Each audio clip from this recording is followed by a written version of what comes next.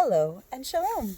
This is Rivka Sulin, founder and executive director of Ancient Roots Israel, the first international herbal conference in Israel. Our second conference, Bezrat Hashem, will be happening January 26th through 28th, 2021. Hello, what year are we in? What day are we in? What's happening here?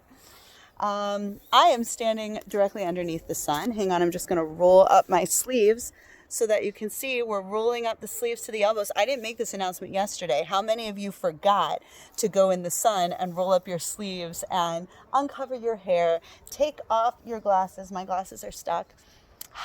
Hike up your skirts, roll up your pants, and get in the sun, because I didn't say it. How many of you forgot?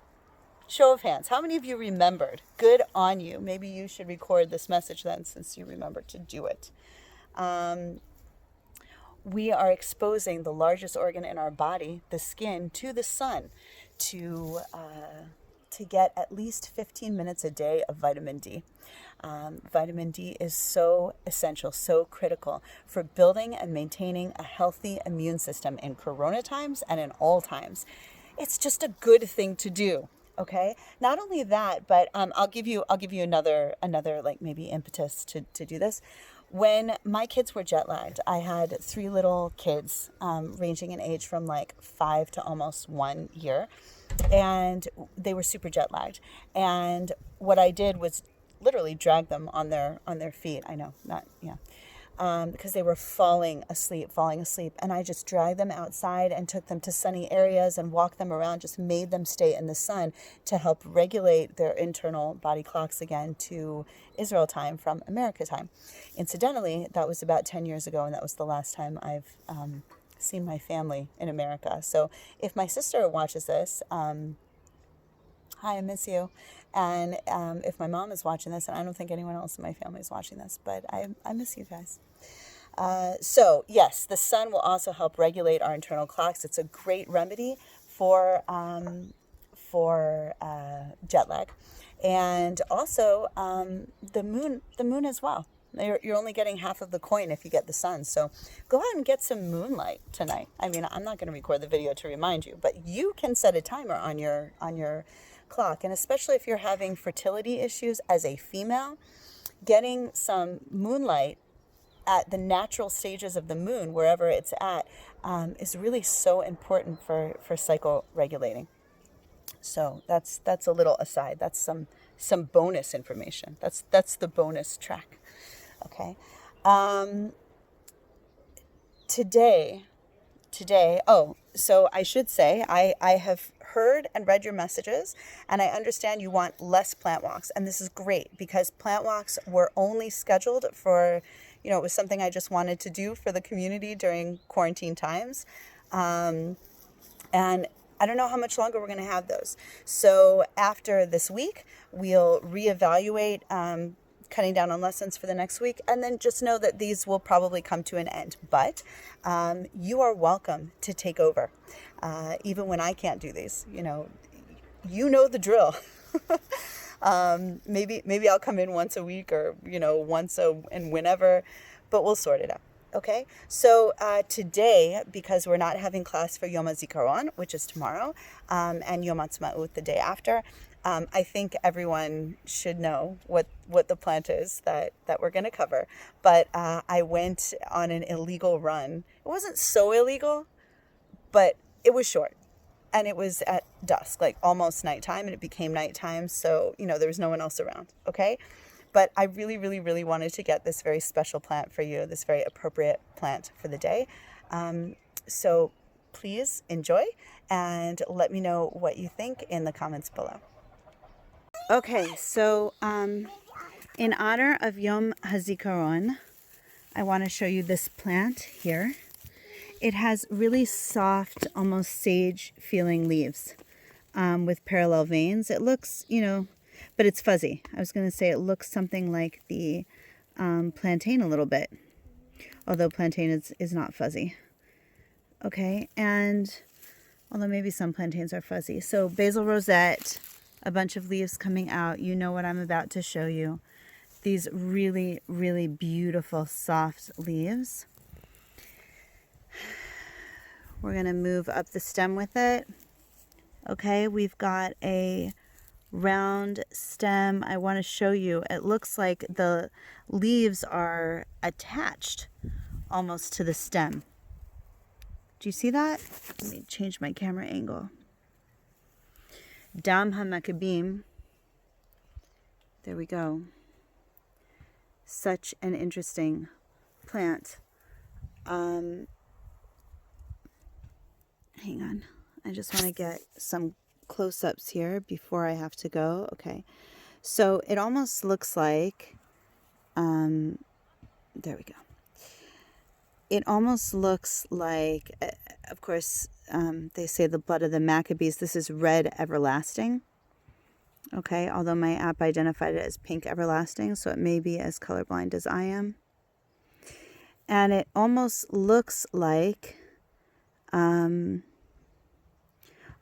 jewels, like little rubies or pomegranate seeds that are wrapped up in almost like a cobwebs or some type of gauze.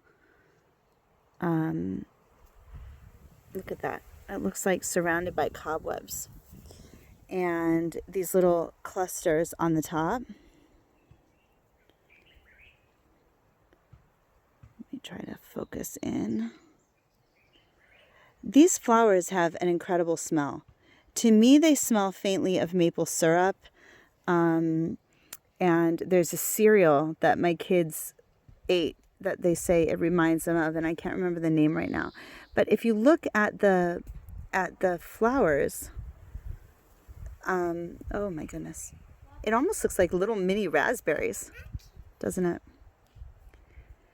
And it's almost like, droplets of blood or jewels or something that are just surrounded in cobwebs. I mean, look at that. It looks like that's a cobweb. You see that little cottony,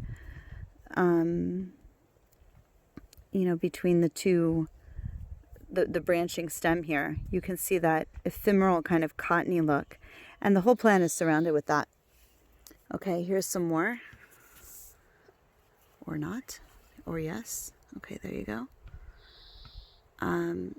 So because it's almost dark and because I have my children with me and we're all not supposed to be out of the house, and this is more than 100 meters, but I did take the recycling. I just wanted to get this, and I can talk more about it in an audio note, but I want to get out of here. I'll grab a few pictures, but here we are, red everlasting, also known as Dam HaMaccabim, the blood of the Maccabees. The belief is that where the heroes fell, the drops of blood penetrated the ground and up shot these beautiful, feathery, soft plants that don't focus very well on my phone at dusk.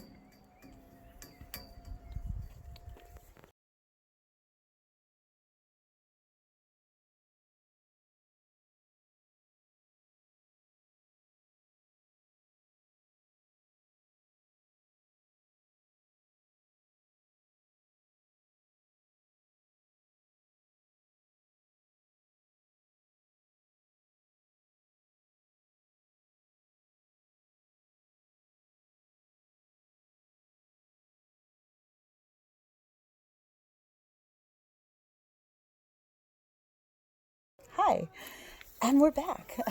I ran back home.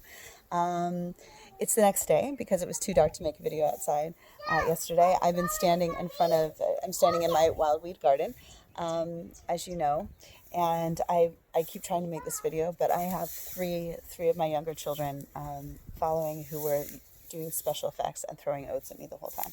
I just want to talk a little bit very quickly about Red Everlasting.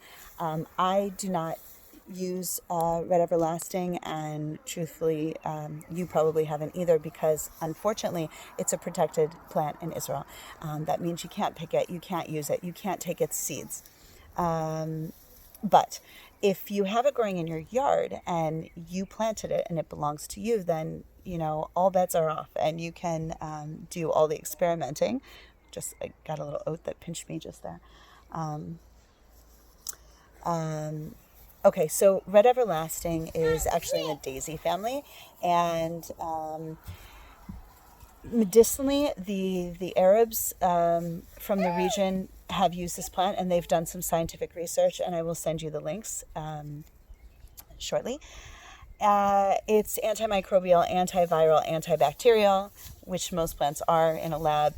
The studies that they did were based on a 100% grain alcohol menstruum, I believe.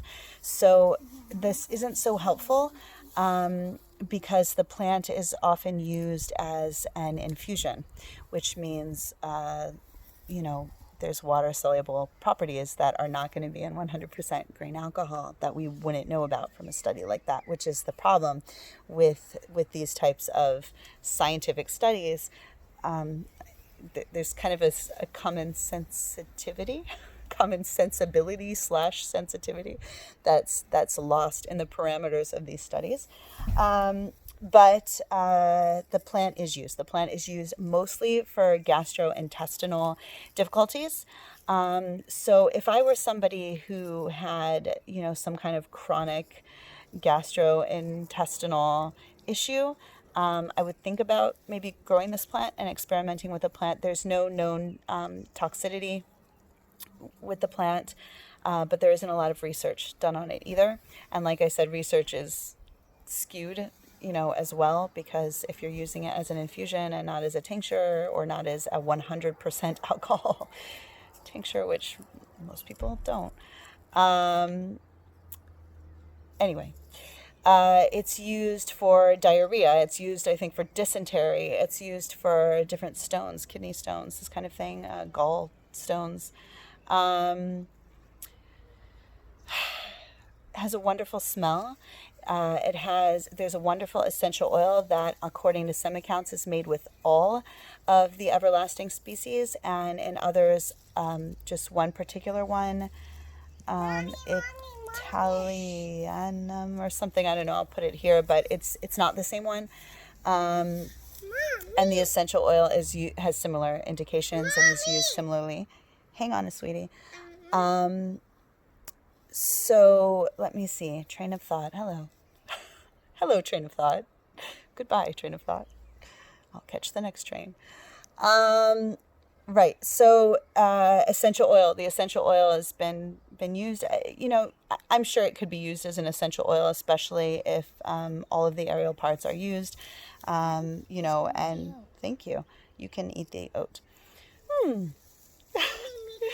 Who loves trying to be professional while parenting your children at home?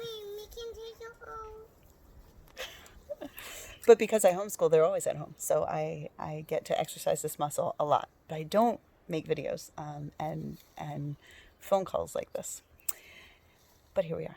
Anyway, okay, so that's a bit about red everlasting, and there's a bunch of flowers in that family, and they're all very beautiful, and many of them have a really intoxicating, beautiful smell. Red everlasting does as well, depending on where it is in its blossom life cycle.